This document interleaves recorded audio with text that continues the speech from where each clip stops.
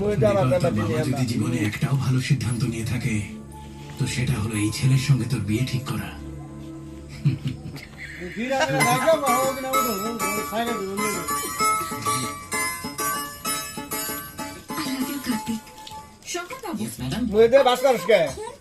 আরেকবার দেখ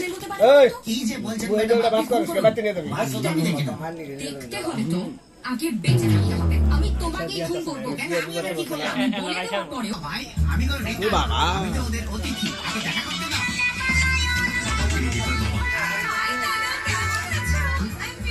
ঘর বানাবে ভেবেছিলাম, তাকে জামা বানাবো। আরে কার্তিক, তুমি তো আগে বলনি যে তোমার বোন আছে।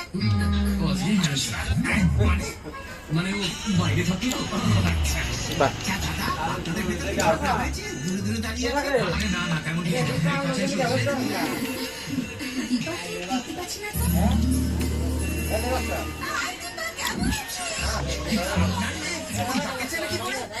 ও খুব বিশুদ্ধ মেয়ে, চট করে সবাইকে আপন করে নেয়। বিয়ের জন্য সব মেয়ে ভালো হলে